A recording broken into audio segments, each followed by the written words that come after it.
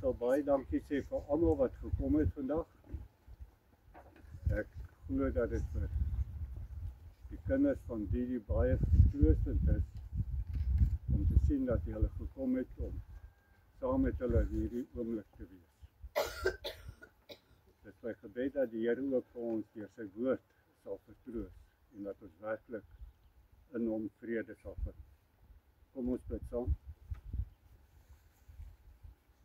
Ons is stil voor U, Here, want ons is mense. In oomblikke soos hierdie besef ons hoe kwesbaar ons is. Besef ons dat ons werklik sonder U nie kan lewe nie. En dat elke asemteug 'n geskenk is wat ons van U ontvang. Ons wil bid, Here, dat ons ook deur U woord vanoggend vertroos sal word en dat ons die lewe met moed en met vreugde kan aanpak, ten spyte van alles wat ons bevrees maak, alles waarvoor ons bang is. Bid dat ons sal weet, Here, U het ons nie vergeet nie. Daarom vra ons dat U ook die lees van U woord sal seën en dat U ook in hierdie oomblik hier teenwoordig sal wees. Amen. Ons sing daardie gesang 464 vers 1, 2 en 3. Daar is 4 verse. Kan jy 'n bietjie harder praat? OK, ek sal probeer. Ekskuus.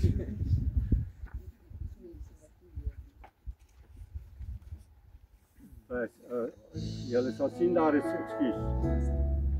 Net 'n oomblik. Daar's 4 verse. Ons gaan net die eerste 3 verse sing. Eerste 2. OK, dit het minder geword. Dit die eerste 2 verse is wonderlik. Dit is 'n fantastiese vers om te sing in 'n geleentheid soos hierdie. Om te weet dat die Here in beheer is van alles. Kom ons sing die eerste 2 verse.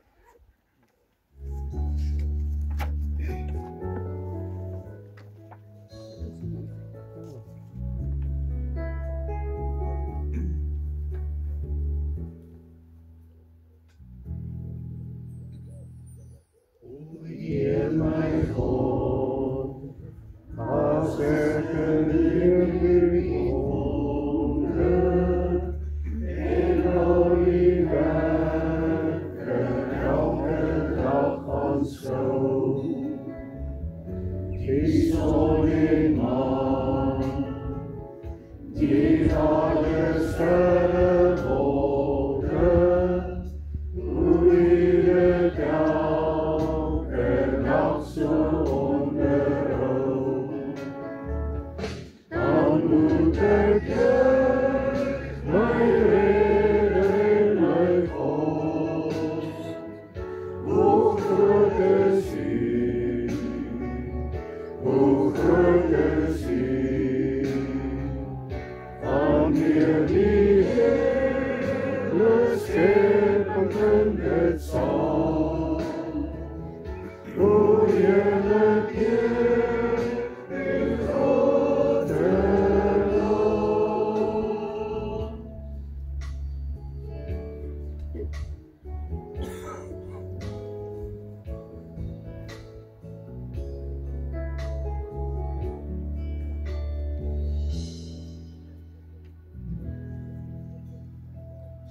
Ek sien die veld, die bosse, berge, vlaktes, ek hoor hoe fluister gasse, stroom en wind.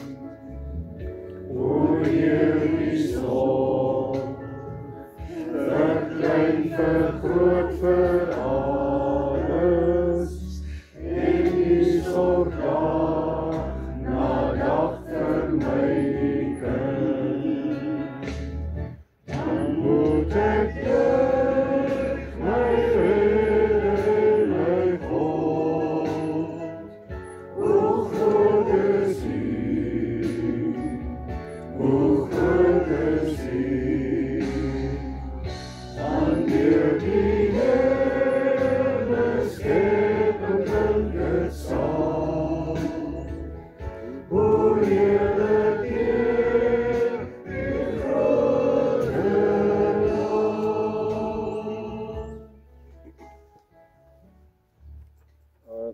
wil net vra dat as julle selfoon het, sit hom asseblief op stil.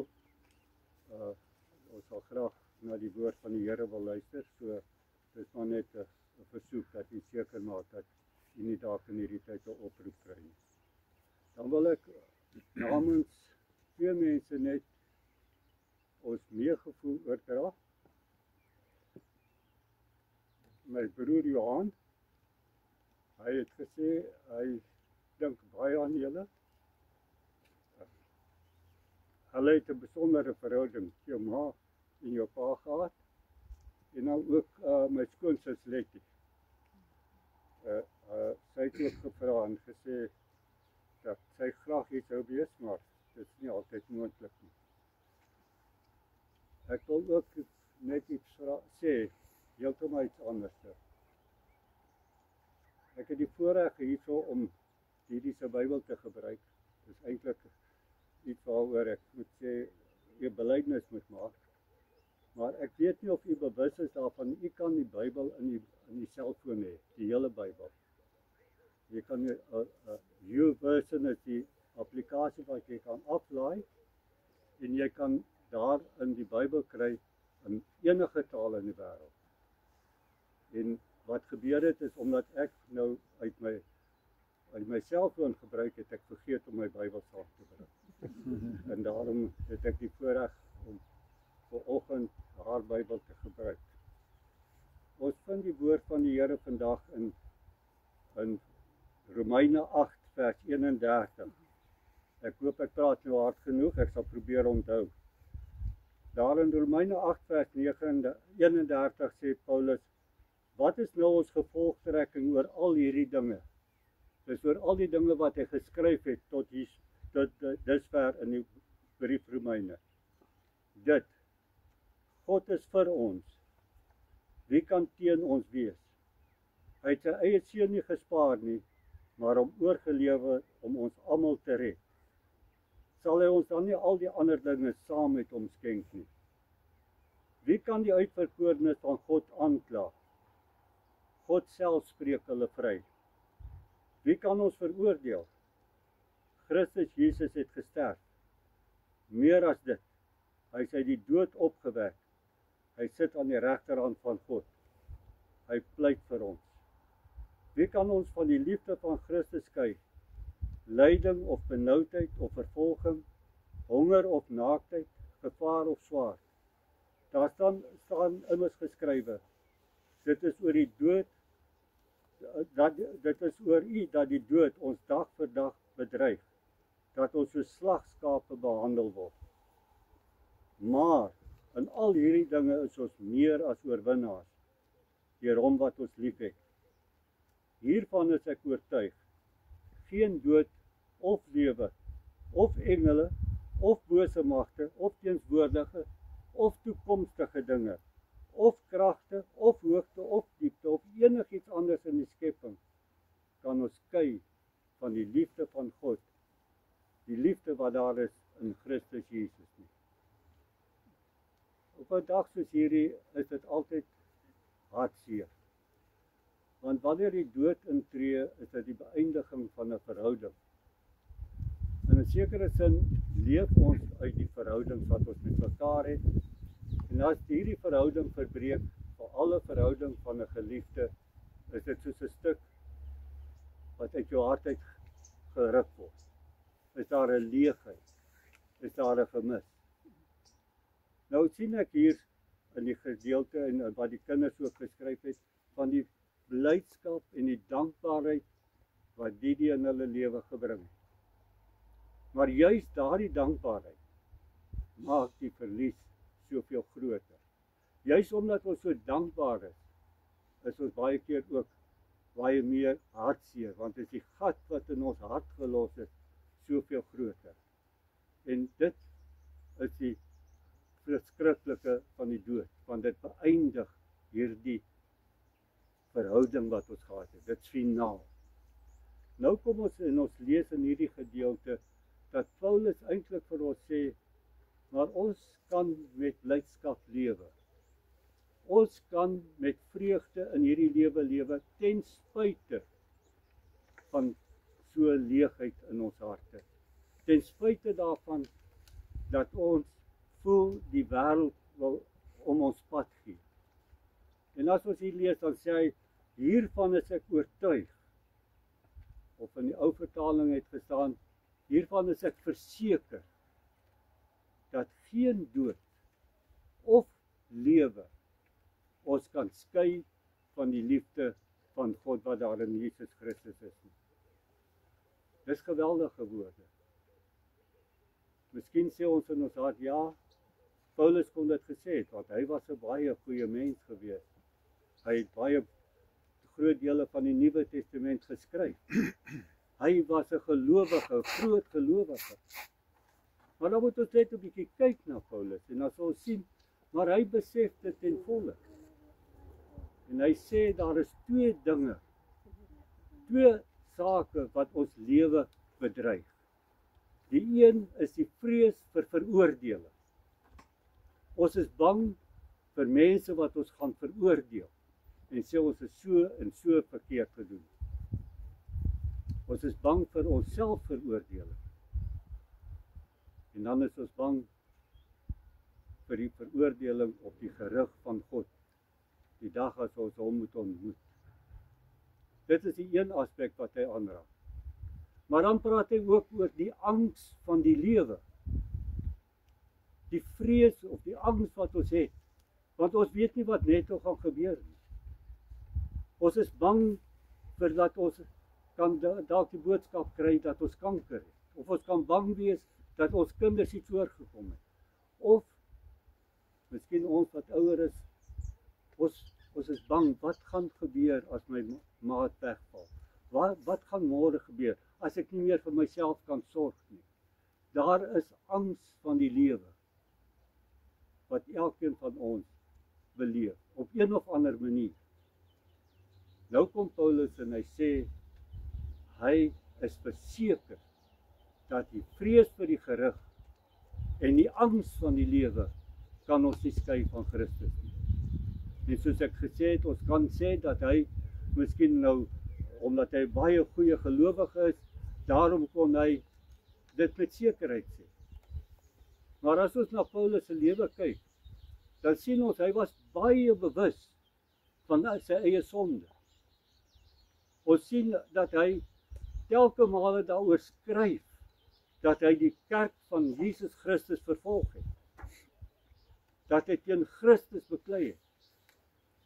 Hy noem hom in Korintiërs, hy is die minste van die apostels, want hy die kerk van die Here vervolg. Met ander woorde, hy was baie bewus van hierdie aanklag, dat hy nie die wil van God gedoen het. Hy was bewus van die selfverwyte wat hy in hom gehad het. En dan as ons verder lees, dan lees ons hoe dat hy gelei het, en jy kan maar in Handelinge gaan lees. Daar in Berea het die mense hom uitgesleep en hom met klippe gegooi en hulle het hom gelos en gedink hy's dood. Daar in ander plekke was hy in die tronk, in Filippi was hy in blokke gesit, nadat hy en Stefanus geslaan is. En daar het hulle gesit. Met ander woorde, hy het dit ook geken, die angs van die lewe. Hy praat nie vanuit 'n lewe waar hy gemak, of omdat hy 'n goeie Christen was, of 'n goeie gelowige nie. Hy ken hierdie dinge, hy het dit aan sy lyf ervaar. Dat hierdie dinge is 'n werklikheid. En elkeen van ons op een of ander manier ken. Ons ken die vrees, ons ken die selfverwyte, ons ken die selfveroordeling, ons weet dat ons nie selfs aan ons eie standaarde voldoen nie. En tog sê hy, ek is verseker dat niks my kan skei van die liefde van Christus nie. Tog sê hy dit met soveel oortuiging en sekerheid. En nou is die vraag, waar kom hierdie sekerheid vandaan? Kom dit van sy geloof? Want ons kan ook maklik sê, hy is 'n groot gelowige. Hy het 'n sterk geloof. Ons praat baie van mense wat sê, hy het so 'n sterk geloof. Maar dit is nie waarop hy sy sekerheid vestig nie. Dis nie daarop dat hy sê, ek is seker, want ek is so 'n goeie gelowige. Ons lees die grond van sy sekerheid in vers 32. En hy sê hier, hy het sy eie seun nie gespaar nie, maar hom oorgelewer om ons almal te red. Sal hy ons dan nie al die ander dinge saam met hom skenk nie? Nou as ons dink, wat is al die ander dinge, dan dink ons aan die vorige gedeelte, net voor vers 31 het hy gesê, hy het ons geroep, ons is syne, en ons is erfgename saam met Christus. Dit is die ander dinge wat hy ons sal skenk. Maar hy sê, ek het die sekerheid, nie in wat ek gedoen het, of wat ek is nie, maar in wat God gedoen het, en in sy liefde, wat hy in Jesus Christus geopenbaar het. Dit is 'n bietjie van 'n probleem, om hierdie teks werklik te begryp. In my voorbereiding het ek gewonder en gesê, Here, kan ons dit werklik begryp? U het u seun prysgegee. Die woord prysgee beteken dat God het hom oorgegee aan die vervloeking. God het hom oorgegee om die straf van ons sonde te dra. En die straf van ons sonde was beteken dat hy verlaat is deur God. God het sy eie seun verlaat. Kan ons dit regtig verstaan? Maar dit is die bewys van sy liefde. Ons kan sê dat Christus het in die hel ingegaan. Want wat is die hel? Die hel is daar waar God nie is. Daar waar die eensaamheid is, waar dit donker is, waar dit stil is en ons voel niemand of iets kan ons help nie. Ons sê maklik, dit was hel. Of as ons siek was, of wat ook al. Maar dan is dit vir ons gevoel asof dit hel was. Dit het ons gevoel of God ons gelos het, en dat al ons vriende en ons familie en ons alleen in hierdie stryd is. Maar dit het nie vir Christus so gevoel nie. Dit het werklik met hom gebeur. En dit het met hom gebeur, omdat God vir ons lief het. En dit is die sekerheid wat Paulus het. Nie op ons goeie dade, of ons geloof, of ons gebede nie, maar sy sekerheid is gevestig in wat God gedoen het in Christus Jesus vir ons. En dan lees ons in vers 34, of eintlik net 33, hy sê, wie sal die uitverkorenes van God veroordeel? En dan kom hy oor hierdie ding, dat die vrees van die gerig, en dan sê hy, as God self sy eie seun nie gespaar het, kan ons met sekerheid weet, dat wanneer ons onsself wil veroordeel, wanneer ons voor God verskyn, dan sal hy ons vergewe, of het hy ons reeds vergewe. Hy het ons klaar regverdig, want hy het ons sonde op Christus geplaas. En deur Christus se dood het ons vergifnis ontvang. Dit kan ons seker weet. Al kla my gewete my aan. Al kla ander mense my aan. Al kom die Satan en hy sê vir my, jong, jy's nie so 'n goeie mens nie, jy doen dit en dit en dit. Dan kan ek altyd weer sê, dit is so. Maar ek weet God het my lief. En selfs hierdie dinge wat ek verkeerd gedoen het, kan my nie skei van die liefde van God nie. En as ons nou dink ook aan, dan gaan hy verder, dan sê hy, Christus het opgestaan. Hy het die dood oorwin. Hy het die grootste vyand wat ons het, oorwin. En daarom kan hy dan ook sê, wie kan ons skei van die liefde van Christus?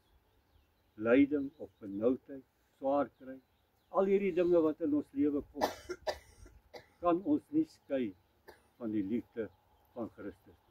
Dis waarin sy sekerheid lê, in die liefde wat God aan ons openbaar het, deur Christus Jesus oor te gee, om in ons plek te sterwe. En as jy vandag die hart oopmaak en net 'n bietjie dink, en staan en weer verwonder staan oor die groot daad, dat God sy seun oorgegee het, dan kan jy weet, Hy het dit vir u gedoen. En niks kan u skei van sy liefde nie. Dit is wat hy gedoen het en dit gee ons die vertroosting en die blydskap. Maar dit gee ook vir ons 'n lewe van vreugde en van oorwinning. Want ons lees hier in vers 37 dat hy sê, maar ons is in al hierdie dinge meer as oorwinnaars. Die Here sê nie hy gaan die pyn wegneem nie. Hy sê nie hy gaan ons verlos van al die moeilikhede nie. Hy sê in hierdie dinge, in ons hartseer en al dit is ons meer as oorwinnaars. En dit is alleen moontlik as ons werklik sien wat God vir ons gedoen het in Jesus Christus. En hy roep ons daaroor op. En ek het net al gesê, ek het die voorreg om die se Bybel hier te neem en ek het ook gelees hier wat die kinders geskryf het.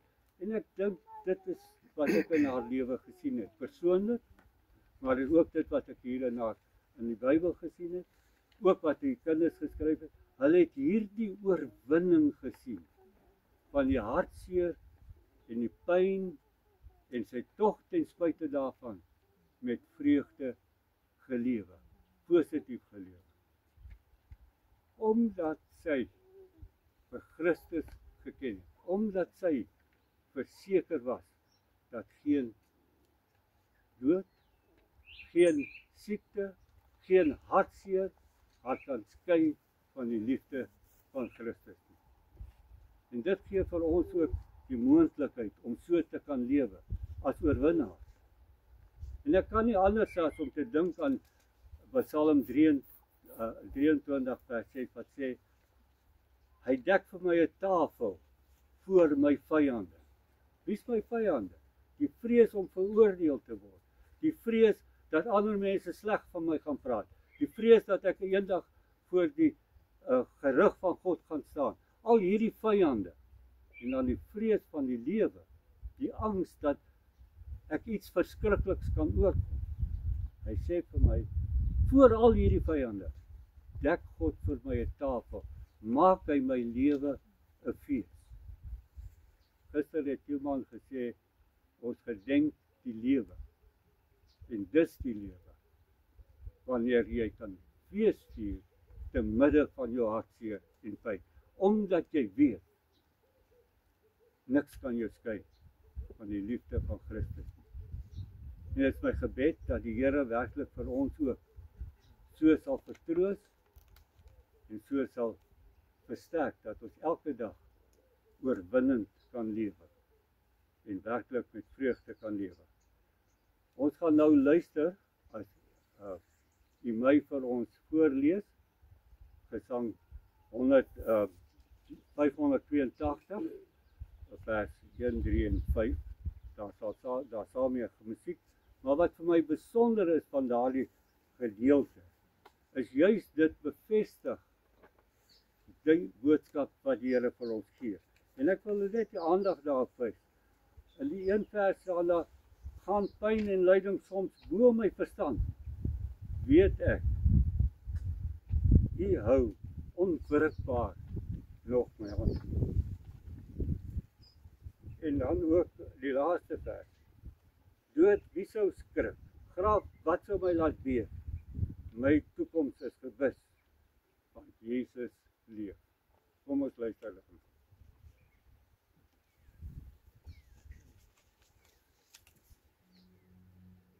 Bly by my Heer, terwyl die skemer daal, laat steeds U lig my lewenspad bestraal.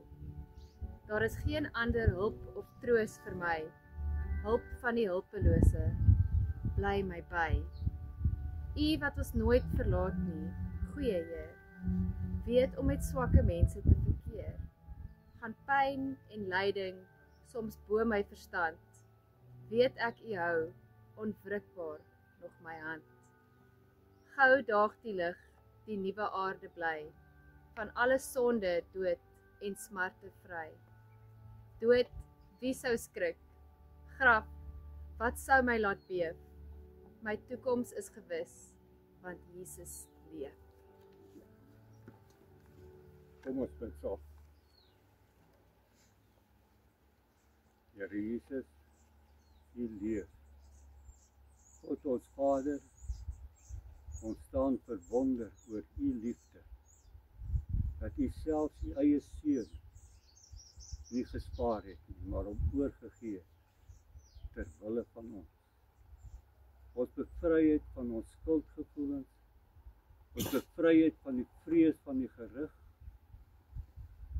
bevry ook van die vrees van die dood en al die verskriklike dinge wat in die lewe gebeur.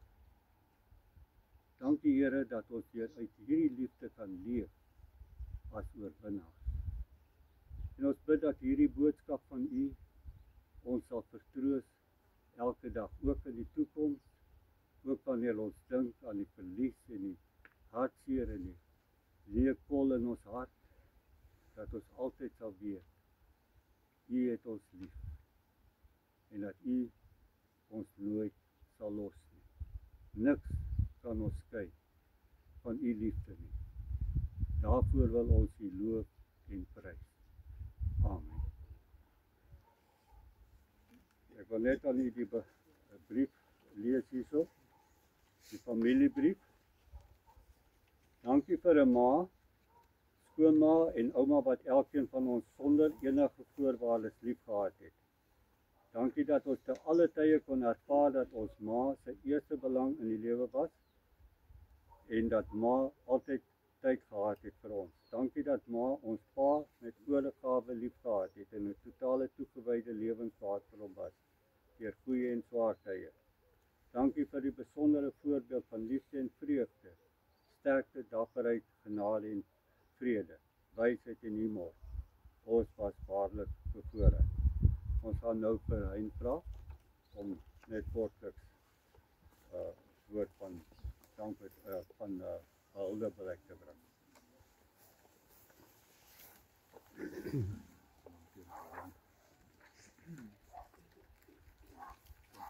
Lekker huil met hom, kan ek hier. Okay, wil jy bereik hier, so dankie. Ja, ek weet nie of het so kortliks gaan wees nie.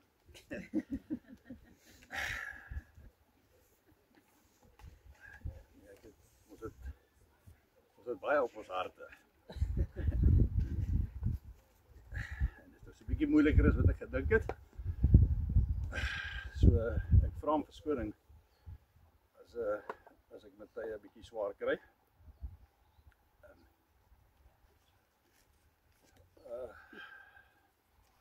Ons het dit nie besef nie. Maar presies 1 jaar gelede op Vadersdag het ons my pa se as begrawe onder daai akkerboompie daar as kinders.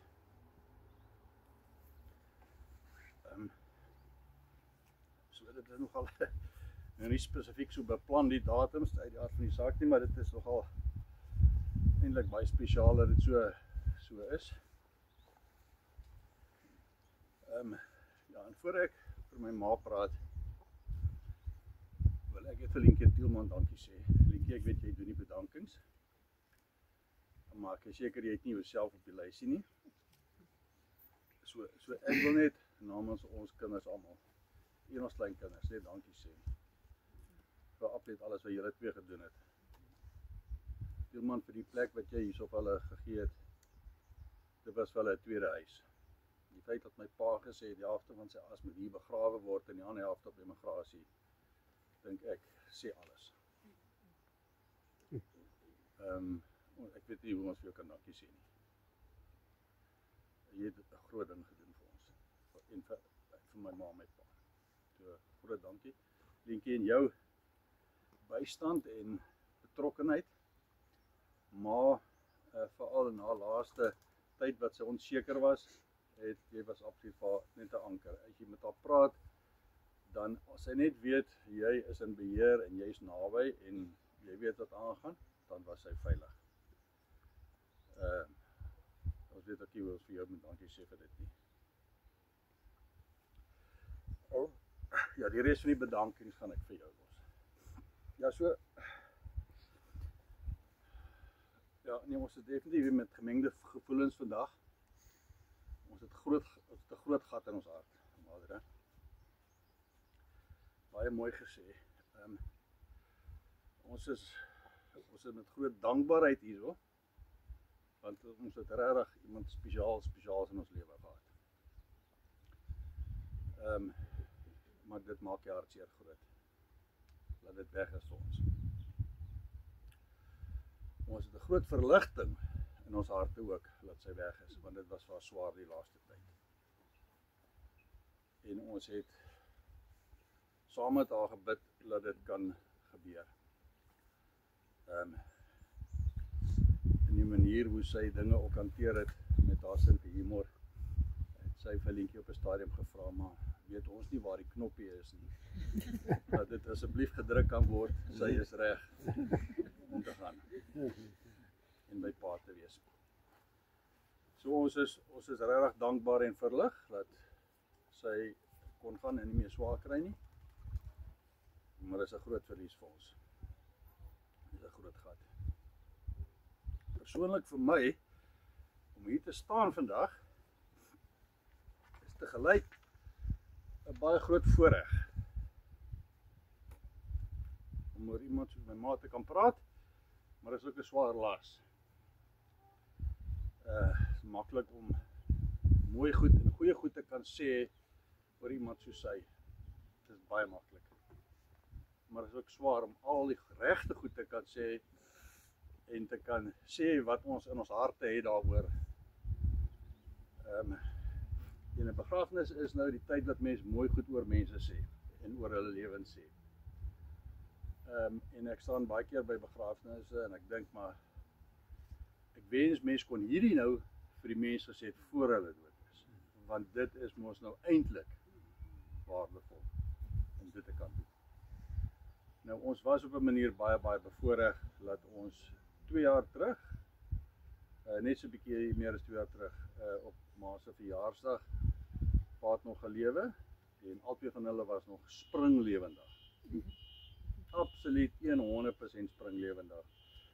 Ma het so 'n bietjie van 'n terugslag gehad. Ons dink sy pa het nie dit 'n beroerte genoem nie. Hy het dit 'n terugslag genoem, maar ons dink sy het 'n bietjie van 'n beroertetjie gehad. So sy was so bietjie af, maar sy het weer baie mooi herstel na dit. En ons het op die dag het ons vir haar, eintlik alles wat ek nou gaan sê, het ons vir haar gesê. En dit voel vir my of daar nog goed is wat ons gesê het op daai dag wat ek nie hierso het nie. Maar ek gaan my bes probeer om dit weer alles te sê. Maar dit was vir my nogal besonder dat ons op daai dag met haar kon gedeel het al die besonderse goed wat sy vir ons gegee het en wat sy vir ons was in die lewe. So op 'n manier is dit alright vir my vandag om net met julle te praat en dat sy nie hier is nie. Maar ek wil net sê my laaste gesprek met haar. Dit is seker so 3 weke terug, nee. Ja. Wat ons hier was. Toe ek het haar gebel ook na die tyd, het ek ook weer 1 keer of 2 keer na gepraat, maar toe ek haar nou in persoon die laaste keer gesien het. Toe sê ek van ma, hoor jy sommer nie worry nie, ons is weer oor 'n paar weke hierso. Toe sê sy, o, is dit, kom julle na my begrafnis toe?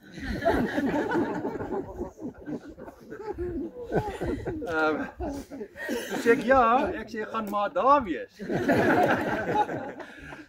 Toe sê sy beplan om definitief hier te wees, so sy is saam met ons hier vandag.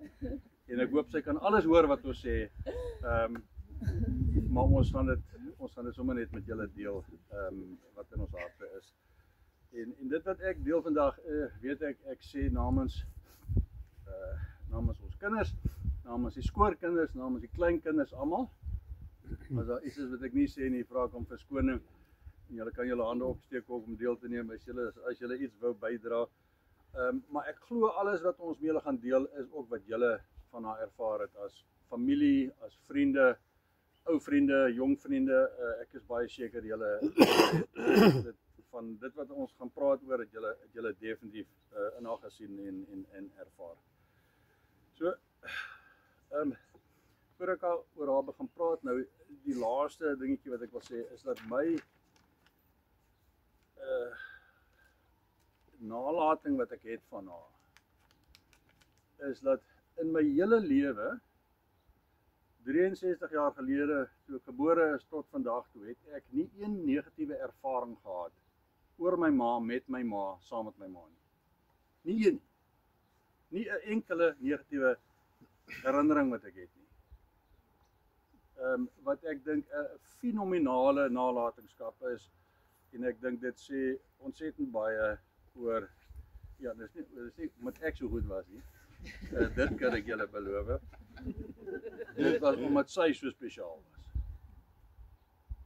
En ja, ek meen haar totale onvoorwaardelikheid soos ons in die briefie ook gesê het van hoe sy ons aanvaar het as mense en as kinders is net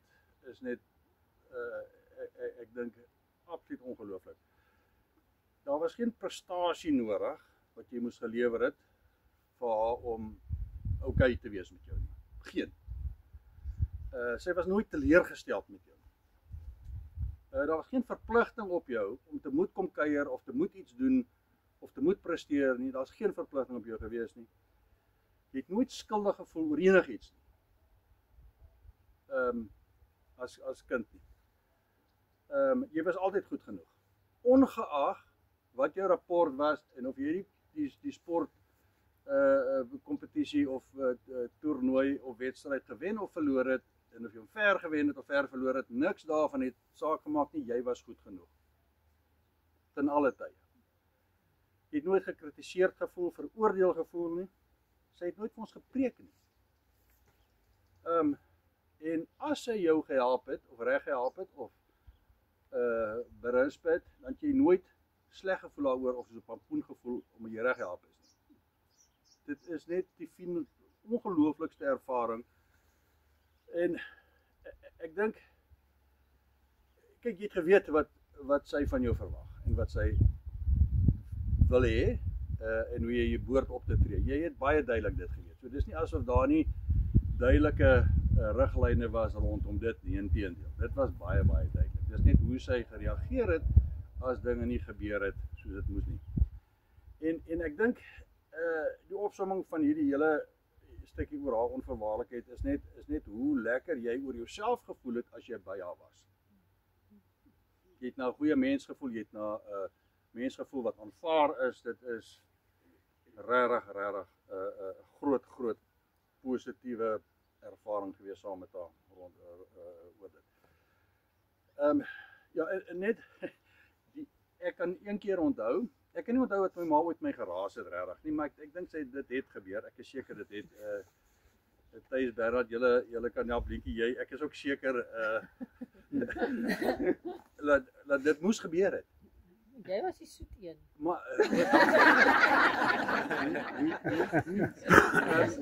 Maar ek onthou die een keer wat sy my probeer pak slaag gee. Maar toe was ek nog 'n bietjie groter. Ek was seker nou in die laerskool nog, maar ek was nog 'n bietjie groter en toe sy my wil pak trek haar skoen uit om my te slaan. En toe gryp ek net haar hand vas. En toe kan sy my nie slaan nie. Toe ek later my pak slaag gekry toe my pa by die huis. Maar dit is al wat ek kan onthou van 'n berispe of 'n pak slaag of enigiets. Ek sien Thys smal, ek weet nie, miskien het jy ook 'n pak slaag gehad. Nee, ek dink ons het sokker gespeel in die gang en een van die skillerye af. Ja, ek kan nie onthou presies wat gebeur het, my afval. En dan die ander ding is haar meelewendheid wat net baie besonder was. En wat dit besonder gemaak het is dat sy was geïnteresseerd in ons almal. Sy was oplettend. Sy het belang gestel en betrokke gewees en besorg gewees. Maar nie te nuuskierig nie. En soveel so dat jy gevoel het maar nou word die sake in jou neus gedruk. Ag, 'n neus in jou haar neus in jou sake gedruk nie. Tot jy vertrou in jou alleen gelos, maar belang gestel dat jy weet daar's iemand wat omgee. En sy was nooit voorskriftelik oor enigiets nie, maar altyd bereid om waardevolle raad te gee. En ek dink wat dit so spesiaal maak is die belang in ons het gekom van dat die belangrike ding is die welstand van met wie sy nou hier te doen het en nie die prestasie gekoppel daaraan. En dit is wat dit so spesiaal gemaak het. Dit het oor niks gegaan behalwe dat is jy okay en weet as jy nie okay is nie, kos kyk of ons jou kan help. So regtig baie meegevoel en deernis wat jy altyd ervaar het by haar.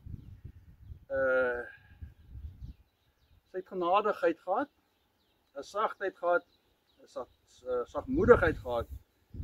Sy was geduldig, sy was kalm en sy het vrede gehad. Dit was lekker om saam met haar te wees. Sy het mense laat goed voel oor die mensdom. Mense het gevoel die wêreld is 'n goeie plek as jy by haar was.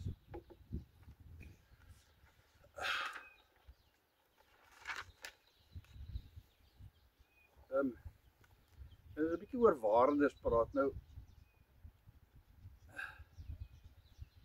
Sy is nie iemand wat, soos ek gesê het, gepreek het en vir ons laat sit het en verduidelik het hoe die lewe werk nie, maar mense het dit net als ervaar by haar. Respek. Sy was nooit ongeskik met enige mens wat ek my lewe kan onthou nie. Nie een. Niemand nie. Sy het nooit sleg gepraat van enigiemand wat ek kan onthou nie. Sy was nooit disrespekvol teenoor ons of enige iemand wat ek daarmee gesien werk het in die lewe nie. Groot of klein, oud of jonk, lig of donker, ryk of arm. Almal het respek by haar gekry. En sy het almal aanvaar vir wat hulle is. En sy was 'n konsidererende mens. Sy het mense gekonsidereer in alle opsigte en alle tye. Klein en groot, weer eens. En sy het nie respek geëis by mense vir haarself nie. Sy het dit bloot verdien deur respekvol teenoor mense op te tree. Sy het dit in oorvloed teruggekry omdat sy dit gegee het in die eerste plek. Sy was 'n nederige mens, maar sy was 'n trotse mens. En sy het haarself ook, en dit wys, ek dink, haar grootheid na grootmoedigheid, sy het haarself ook nie te ernstig opgeneem nie. En sy het baie maklik vir haarself gelag en grappies gemaak oor haarself en oor haar swakhede. Haar morele kompas was onwrikbaar. Daar was nooit ooit 'n onsekerheid oor wat is reg en wat is verkeerd nie. Nooit. En sy het nie een keer opgetree op 'n manier wat ek gedink het, okay, hierdie is dalk nie heeltemal soos dinge moet wees nie. Dit was op geen stadium in my hele lewe het ek ervaring gehad dat my ma optree op 'n manier wat my laat ongemaklik voel het oor die etiek of dit reg of verkeerd is of dat dit nie op die 100% noord is van die kompas nie. Nie een keer. Dis wonderlik. Haar kompas was nie oor wat sal mense sê nie. Haar kompas was 100% oor wat is reg en wat is verkeerd. En sy het nie te koop geloop daarmee of gedoop daarmee.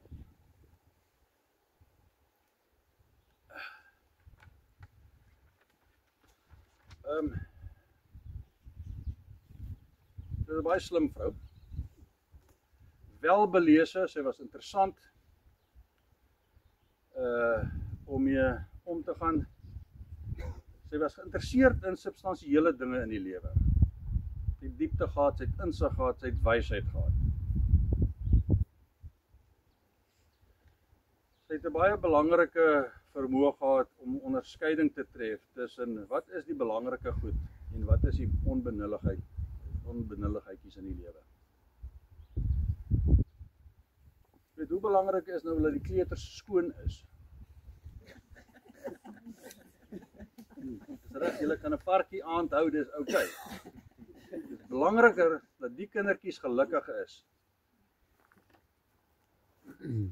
En laat hierdie kindertjies selfvertroue het en laat hulle voel hulle kan die lewe aanpak. Vuil voete maak nie soveel saak. Mens moet ook jou voete was, maar dit hoef nie elke aand te wees nie. En as die kombuis vol meel is, waar is Hanro? Wie was dit jy Hanro? Dit is al die klein neefies. Al die klein neefies saam. Sy die kombuis instap, hulle is nou veronderstel om koekies te bak daar. Hulle is die hele kombuis spierwit. Tot in die van die skarniere meel. van die kaste, Ja. oral. So wat sal party oumas doen? Hulle sal absoluut ontevrede wees oor hierdie gemors en hulle kinders berisp en hulle dadelik laat skoonmaak. Al wat ouma gesê het, o, dit lyk of dit gesneeu het. So wat is nou belangrik hierso? En dit is die punt wat ek net wil maak oor haar vermoë om te onderskei oor wat is belangrik en wat is onbenullig. Die feit dat die kombuis vuil is nie 'n groot probleem nie. Dit kan skoongemaak word. Wat belangrik is dat hierdie kinders 'n absolute ongelooflike spesiale tyd het hierso met mekaar en saam met haar. Ek en dit is 'n ding wat ons kan, ek dink saam met ons in die lewens invat. Oor waaroor gaan dit nou eintlik?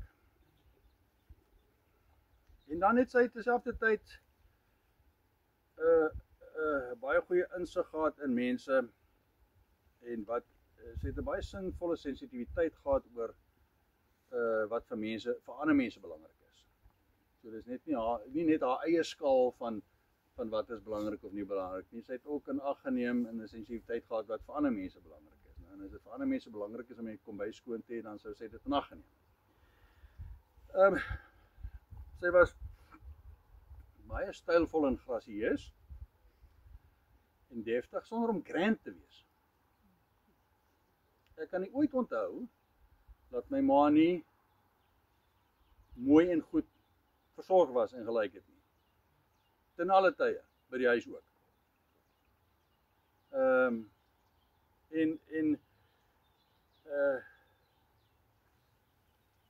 Ek kan nie onthou, kyk, die kind is mos op 'n sekere stadium, veral in jou lewe, is jy baie maklik, wat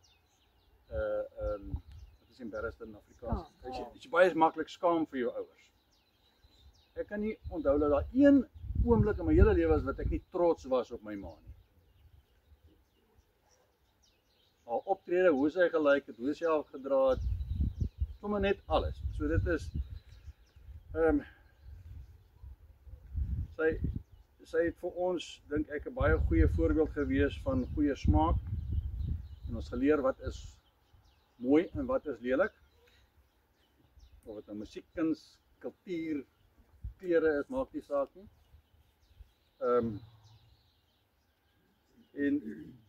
Sy het waarde geheg aan materiële dinge. Sonder dat sy ooit materialisties was. Ek dink sy is een van die onmaterialistiese mense wat ek geken het. Dit was vir haar nooit belangrik om ryk te wees nie, of om geld te hê. Maar sy het waarde geheg aan goed soos die wat erfstukke is. Wat, hoe sy sê, wat familiegeskiedenis aankleef. So dit gaan oor 'n ander, dit gaan nie oor die fisiese stuk nie, dit gaan oor wat daarmee saamkom. Sy het ons dit geleer. En sy het gedoen op 'n manier dat mense nie moet neerkyk op mense wat minder as jy het nie. Daar was nooit 'n afkyk op mense wat minder bevoorreg is of anders as ons is nie. Of anders as ons optree nie.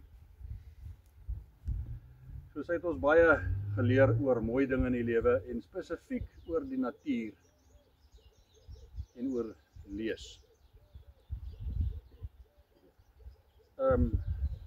En die manier hoe sy dit gedoen het ook is tipies ouma en ma. Het dit nooit aan ons kele afgedruk nie, maar jy het net blootgestel geraak daaraan op 'n manier wat baie spesiaal was. En selfs haar skoondogter het 'n absolute boom fanatic geraak met haar invloed. Ja, sy was baie bekwame mens, baie sterk leierseienskappe gehad, oral waar sy betrokke geraak het hulle haar in belangrike leiersposisies ingetrek sonder dat sy spesifiek dit gaan soek op vir gevra het. Sy's 'n ondernemende mens, sy's fliks, sy's vasberade, deursettingsvermoë, nie vol femies nie en sy's dapper. Niks is ooit 'n probleem, ooit gewees nie, niks. 'n verskriklike oulike sin vir humor gehad. Grappies en stories altyd wat baie spesiaal was. En skerp opmerkings en woordspelings tot op die laaste. Ten spyte van haar dementia. En so baie goedjies wat mens kan vertel rondom dit. Maar ook was sy 'n baie positiewe en vrolike mens om haar dan omgesê het. Sy was 'n vriendelike mens. Sy was optimisties oor alles. Sy was nooit swaarmoedig of swartgallig nie. Sy het nooit gekla nie. Sy het altyd alles waardeer. As jy kom kuier het, was dit nie maar hoe lanklaas was jy hier nie en wanneer gaan jy weer kom nie. Dit was net groot dankbaarheid dat jy hier is en dat ons die tyd saam kon spandeer. Daar is net altyd 'n waardering wat baie besonder was. So die tevredenheid en die vrede wat daarmee saamgegaan het was baie spesiaal. En ook haar Christendom en hoe sy dit uitgeleef het. Sonder enige gedweepery was sy net 'n absolute voorbeeld van hoe 'n mens behoort op te tree as 'n kind van die Here. Al hierdie ten spyte van dat sy ook baie swaar in haar lewe gehad het. Ek weet nie hoeveel van julle weet nie, maar sy het so swaar groot geword onder haar eie ma. Wat nie 'n maklike mens was nie. En van wie sy ervaar het dat sy nie wat is die woord wat ek so boekie aanvaar, sy het nie aanvaarding ervaar by haar ma nie. Ma het haar vakansies weggestuur om by ander mense, elke vakansie weggestuur om by ander mense te gaan wees. En my ma het nooit daaroor gepraat, tot in haar laaste paar maande van haar lewe nie. En ek dink dis iets wat diep in haar hart gesit het, wat sy wou van ontslaa raak, en sy het dit met ons begin deel, hoe swaar dit vir haar was. En ons het net besef dat ten spyte van die mens wat sy was, het sy as kind groot verwerping beleef. Die van julle wat haar skoonma geken het, sal weet hoe swaar dit vir haar was met haar skoonma. Ouma Joey was seker die onmoontlikste, moeilikste mens wat ek in my hele lewe ontmoet. By ver. Nie eers. En dit het 'n ongelooflike stremming gesit op my ma. En haar en hulle het op dieselfde werf op die plaas gebly. So dis nie jy kon wegkom van dit af nie. So dit was vir haar, ek onthou menigmale hoe ons my ma se spanningshoofpyn vir haar help uitvryf het uit haar nek uit as kinders. Op haar bed, haar koperbed wat nou in die kamer staan gesit het. En haar nek vir haar gevryf het. Spanningshoofpyne. Sy het verskriklik swaar gekry onder ouma Joey. En natuurlik met Wessel se dood.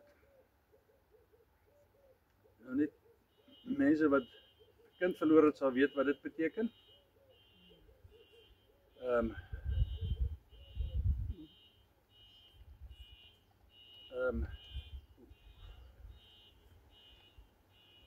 Die manier hoe sy dit verwerk en hanteer het, en my pa saam met haar, dink ek is baie indrukwekkend.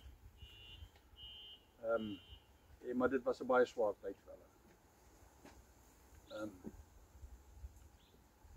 Ook 'n baie swaar tyd vir my ma, die laaste paar jaar, toe sy begin dementia kry het sy baie onseker begin raak uit die aard van die saak. En met my pa wat nog by was hy veilig. En ek dink dit was wel baie swaar die laaste jaar en 2-3 maande sonder hom. Sy het altyd haar swaar kry met grasie en dapperheid hanteer en so hier en daar met 'n bietjie humor, sonder om die swaar daarvan te misken.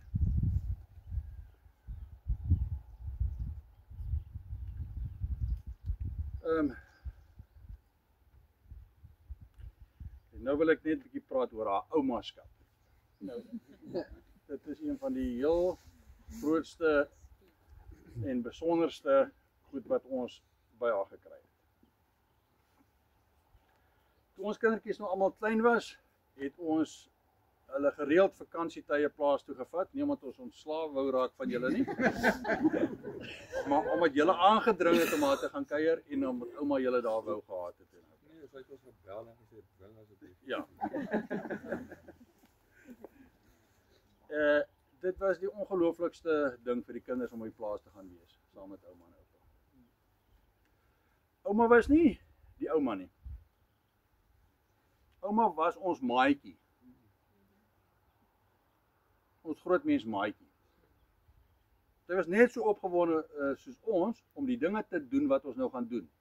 Die speletjies te speel en die koekies te bak en die fudge te gaan doen. Die paddas.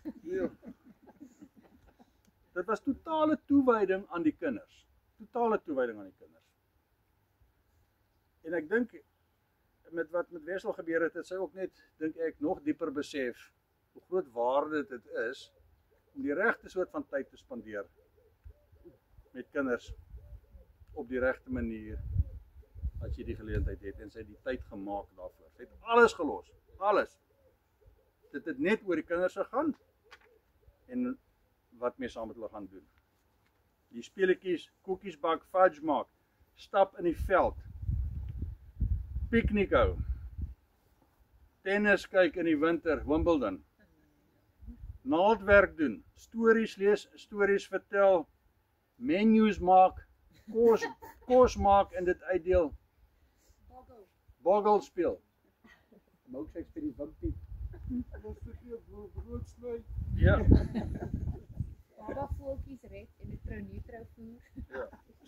So die ervaring vir die kinders, julle kan sien in die briefie ook was net 'n groot spesiale ervaring op nou maar die plaas. En natuurlik al die neefies en niggies saam, dit was ook baie spesiaal, die bonding wat daar gebeur het.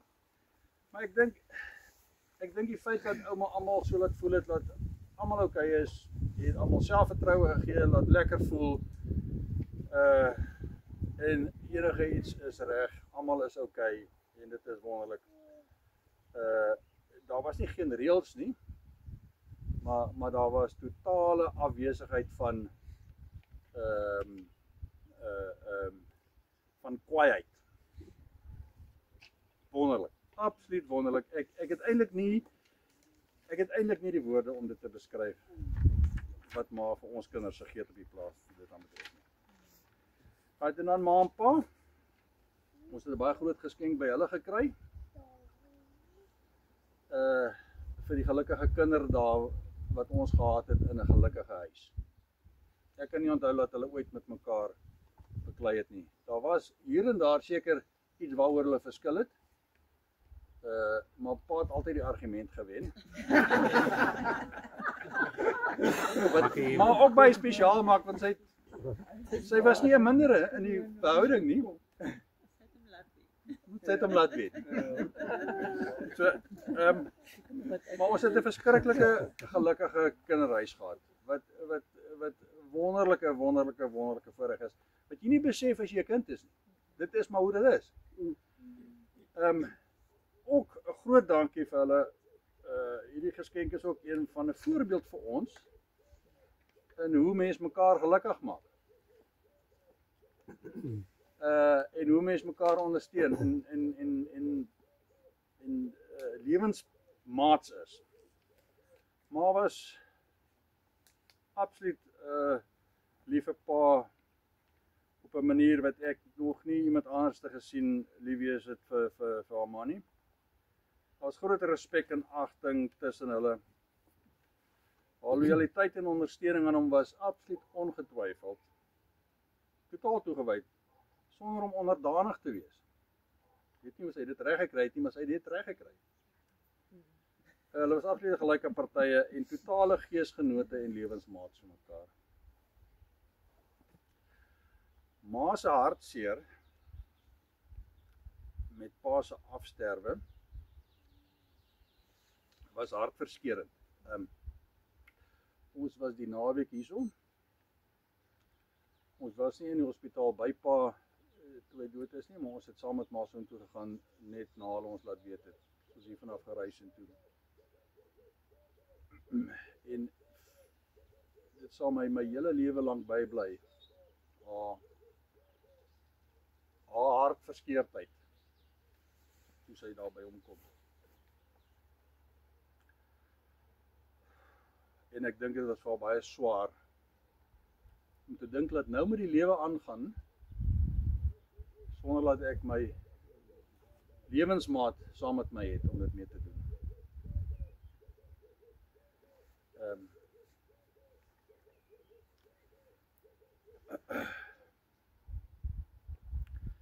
Maar sy was ook nie perfek nie. Sy het die oninteressantste slaaie gemaak.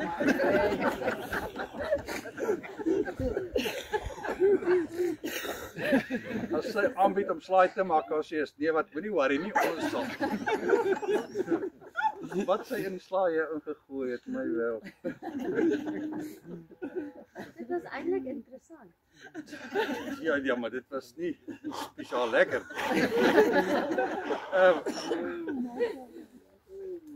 Die ander ding wat sy nie goed gedoen het nie, was toe ons kinders was om ons toebroodjies te gee wat hoegenaamd eetbaar was. Gaan ons op 'n maandagooggend terug koshuis toe, nou onderstel om lekker toebroodjies, want die res van die week eet jy koshuis toebroodjies. Maar maandagooggend moet jy mos nou van die huis af lekker spesiale toebroodjies saamkry. Soos wat Dawie en Kobus wat in die dorp gebly het, elke dag gehad het.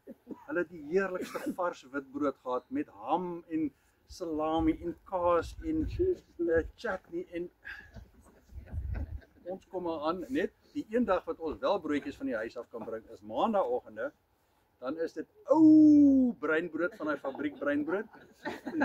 Want daar is nie kafees naby die huis nie. En dit het botter op en dit het Marmite op. Dit was die beste ooit. So toebroodjies wen maar definitief nie die prys nie. En die enigste ander ding wat ek daaroor kan kritiseer is dat sy aangedring het dat ek klavierlesse moet neem. Dit was nie vir my lekker. Behalwe vir dit was my ma perfek. As jy 'n kind is, soos ek vroeër gesê het, besef jy glad nie wat jy het nie. Ons het nie besef ons het so 'n spesiale ma nie. Jy het net aanvaar dit wat jy het is wat die norm is. Nou, wat ou laat in lewe agterkom is dat om mens te wees en om 'n mens te wees tussen ander mense en vir ander mense is nie eenvoudig nie. Daar is so baie fasette van mens wees dat dit maak hierdie hele spulletjie baie gekompliseer. En potensieel nie positief nie, met baie goed. So vir haar om so goeie mens te kon gewees het, soos wat ek hier beskryf het, en alles wat ek gesê het, is nie net omdat ons praat oor begrafnis nie, dit is hoe ons regtig voel. Vir haar om so 'n goeie mens te kon gewees het, is 'n enorme prestasie en die grootste voorreg wat ons ooit kon gehad het. Ek dink een van die goed wat dit so spesiaal maak is dat mense haar totaal vertrou het in terme van haar intensies en dat dit suiwer was en waar dit vandaan gekom het. Sy het nooit iets gedoen om ander mense te probeer beïndruk nie, of om guns te kry of erkenning te kry nie. Dit het bloot gegaan oor jou. Totaal onbaatsigtig, baie spesiaal. So ek wil namens ons kinders en ons kleinkinders en ons skoonkinders en agterkleinkinders dankie sê vir ma vir die voorbeeld van menswees. Maar as vir ons 'n rolmodel, 'n reus in ons lewens, sonder dat ma ooit een groot ding gedoen het. Dis al die klein goedjies wat bymekaar getel het wat dit so reusagtige bydra vir ons gemaak het. As ek my ma weer kan kies van 'n menu af om te sê hoe sy moet wees, sal ek haar presies net so kies. Presies net so.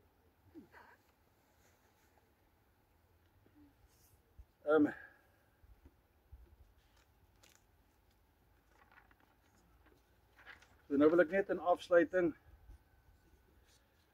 Korintiërs 13 is daar baie mooi stuk wat altyd gelees word by troues en so, en dit gaan oor die liefde. Maar ek wil dit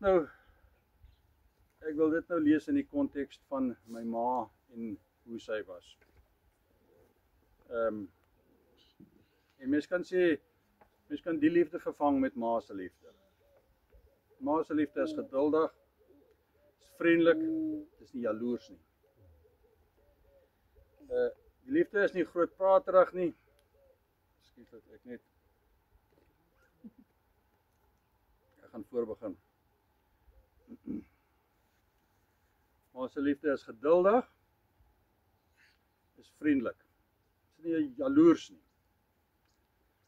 Ma se liefde is nie grootpraterig nie en is nie verwaand nie. Ma se liefde handel nie onwelvoeglik nie, soek nie sy eie belang nie, is nie lig geraak nie en hou nie boek van die kwaad nie.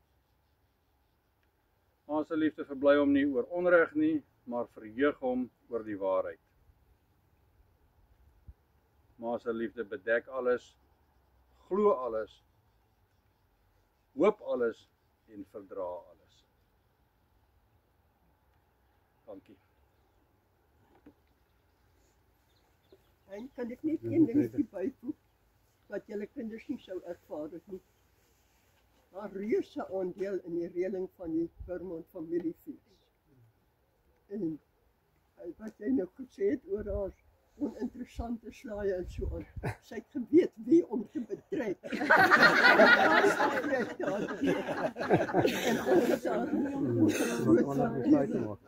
sy het vir ons daai tyd gedoen het. En om saam met die Burmans te werk is nie maklik nie. Ek dink is maklik, ons is lekker mense. Enige iemand anders wat ietsie wil sê of 'n storieetjie wil vertel oor ouma of 'n staaltjie, julle is absoluut welkom. Ons kan sommer net met mekaar deel. Jy moet iets sê van haar tuinmaker. O, ja, ja. Kyk, waar ons nou sit vandag is nou in ma se tuin, maar dit is nou jou plek. En waar is die man wat al die harde werk gedoen het? Dis Abraham. Daai man. Moet ook groot lofprysing kry vir hoe dit hier lyk. Maar nee, ma, ek het baie vinnig net genoem oor haar liefde vir die natuur. En haar tuin maak was deel daarvan. Oralste waar sy gekom het sy, en ek het ook gepraat van haar fliksheid en so aan, wat sy gekom het sy net die verstommendste reg gekry met haar tuine, en omdat dit vir haar lekker was, en oor geen ander rede nie, en dit vir haar mooi was en spesiaal was. So, absolute inspirasie gewees rondom dit. Ja. Jy reg vir bedankings. Van met jou plekke ry. Ja, wat ek sit sommer.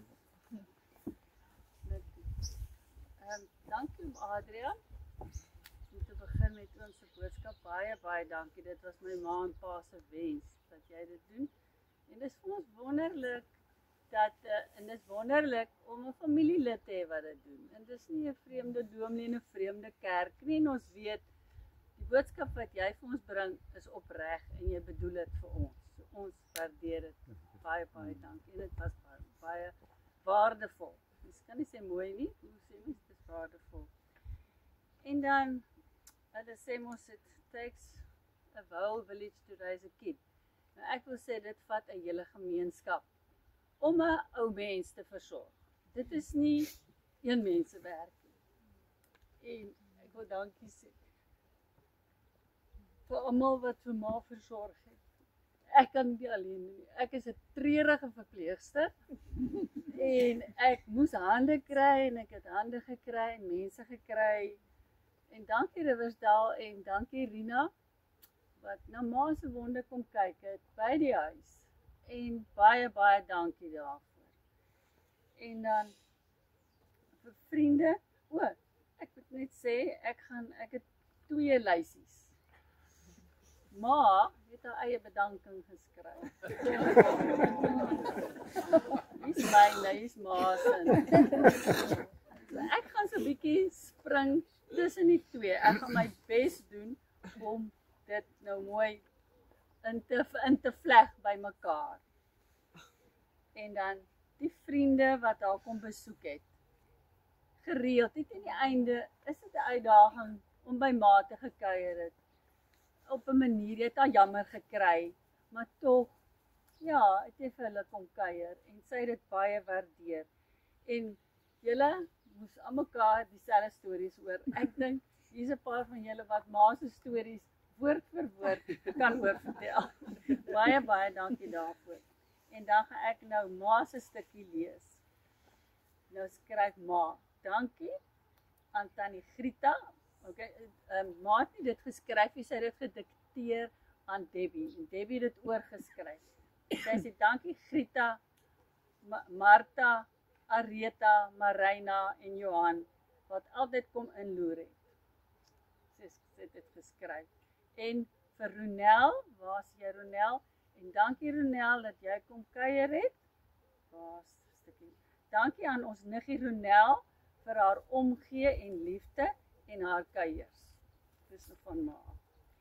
En dan wil ek die versorgers. Julle moenie my laat huil nie. Hulle was, daar sit hulle, my 4 steunpilare. Ek sou dit nie sonder hulle kon doen nie. En ouma was baie lief vir julle. En dankie dat julle haar altyd met soveel respek en omgee hanteer het. En julle, daai vrouens het nog ander werke, hulle het huishoudings, maar hulle was nie 1 dag uit hulle werk nie. En as jy 1 moeilikheid het, dan staan die ander een in. Ek waardeer julle, julle is baie waardevol. Wat is hulle name?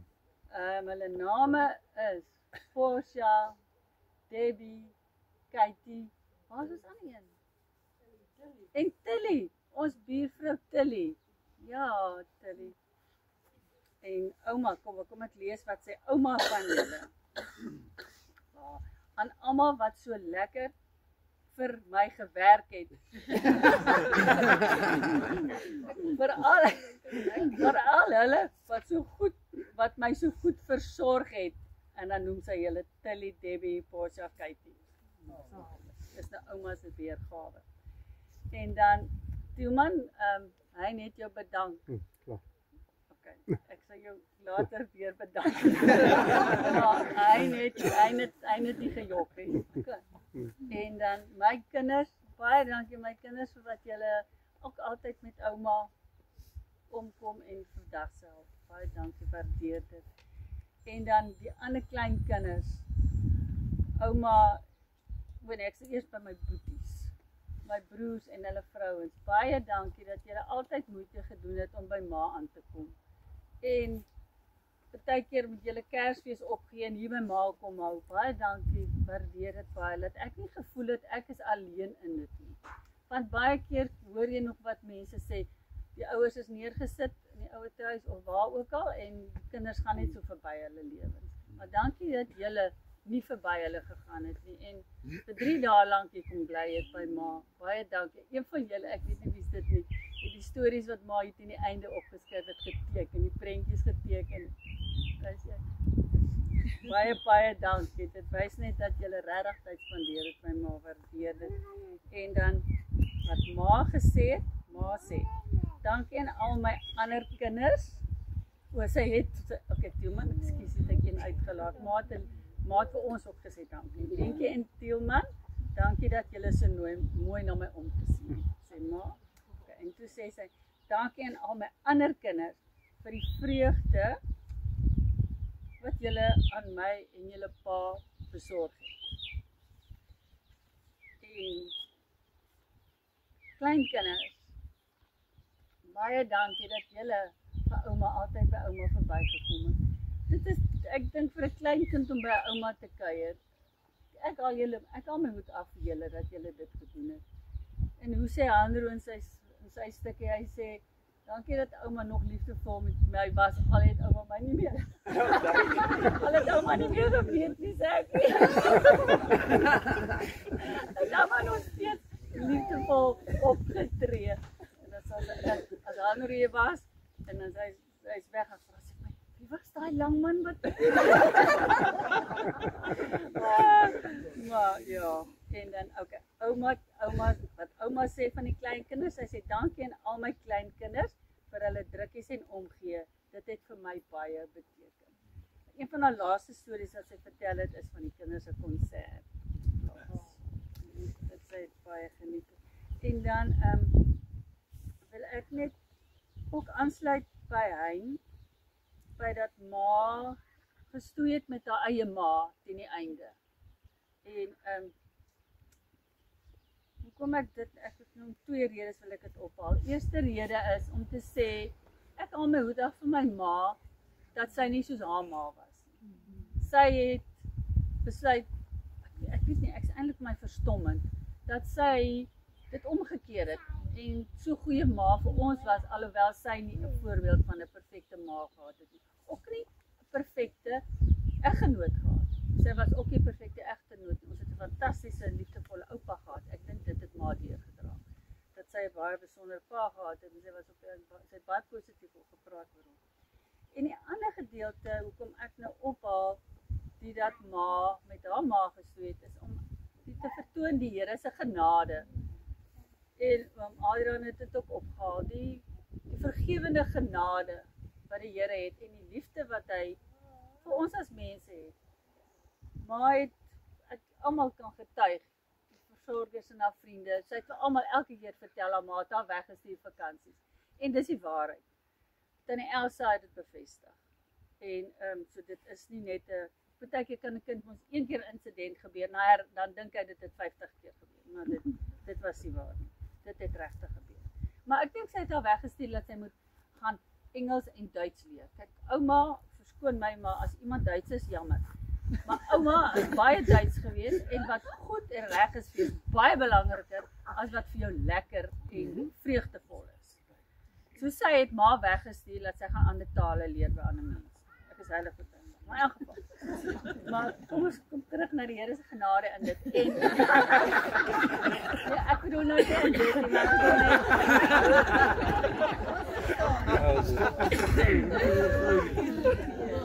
dit is, ja, is die kwessie dat sy gestoei het om haar ma te vergewe. Sy het gestoei. Dan preek ek vir haar, sê ma, as ek die Bybel reg lees en reg verstaan, dan gaan die Here jou nie vergewe, as jy nie ander mense vergewe nie. Raak sy stil, sy sê, ek is seker die Here sal my vergewe as ek nie my ma wil vergewe.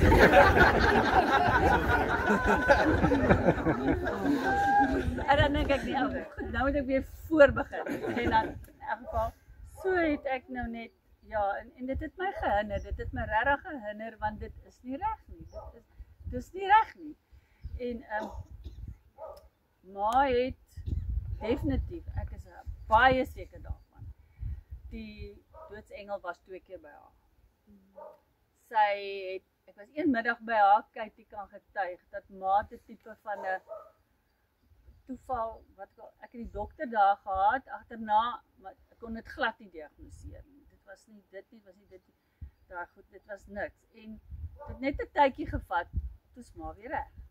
En toe was daar 'n ander insident wat ma, daai keer was Portia by. Sy moes daai nag, dink ek, 'n beroerte gehad het. Die volgende oggend, volgende 2 dae, was sy afwesig. En toe kom sy net weer reg. En, ja, ek glo regtig dis toeval nie. En een oggend bak ek, net voor ek nou gaan vakansie hou het, nou, met ander woorde is 'n week voor haar dood, kom ons sê 10 dae voor haar dood. Staan ek in bak en brou, en ja, ek stoei maar, ek gaan maar afgee, maar ek is nie, my hart is nie reg nie. En wonderlik, die Here stuur 'n vriendin oor my pad, daai oggend, sy het eintlik nie tyd gehad nie, maar sy kom in na my toe, en ek vra nie vir hoe gaan dit nie, ek sê nie vir, help my, hierso, ding is nie reg. En ons gesels, en ons bid saam, en ons kry leiding van die Here, en daai volgende oggend gaan ek na ma toe en ek het net besluit ek moenie mens moenie hierdie goed mos druk nie. Sy kon toe uit haar eie praat met my daaroor en ek dink nee, nou hierso. Dis nou die Here gee nou vir my die geleentheid ek moet hom gebruik. Dit kom dalk weer verby. En ek en ma nou moet onthou ma het nou demensie, maar ons raak stil en ons bid saam. En ek lei haar aan 'n gebed en ons woord vir woord. En sy vergewe haar ma. Ek vergewe my ma want sy weet nie wat sy aan my gedoen het. En ek het aan herinner, ma, jy het dit nou gedoen. Ons het nie 2 keer gebid nie, 1 keer is genoeg. En ek het haar net herinner en ek het ons mense ook gesê, onthou net, dit het gebeur, herinner vir ma net daaraan. En ek het haar net deeltyd herinner. En wel, die Here se genade was fantasties. Dit was toe klaar, dis toe verby. En die vrede het neergedaal en sy's 10 dae later is sy in haar slaap, in haar eie bed in vrede. So ek loof die Here vir vergifnis wat sy gekry het en dis vir my nog baie interessant, iemand my nog verduidelik, hoekom wil die Here hê ons moet met skoon harte hemel toe gaan. Dis wonderlik so. Baie dankie julle en onthou om alles te vergewe vir julle. Vergewe vir sorteer dit uit terwyl julle kan, want ek het gesien hoe dit vir ma opkuil en ek het gesien wat dit beteken om vrede te hê en vergifnis te ervaar. En wag. Julle is nou baie welkom om te kuier. Julle kan begin daar goedjies te vat om te drink. Terwyl ons nou die kerk en die eetplek het nou een plek geword. So die jong manne gaan nou gou hierso vir ons lekker gesellig tafels uitsit. Dan kan julle soms ietsie kry om te drink en daarna kan julle van daai kant af begin die kant. En dan sit die brode, slaai en die kiesjes. Julle kan kies wat kies julle vat, daar's 'n paar verskeidenheid. En dan agterna is koffie en koek daar agter. So asseblief moenie haastig wees nie. En dankie vir elkeen wat is. Baie dankie.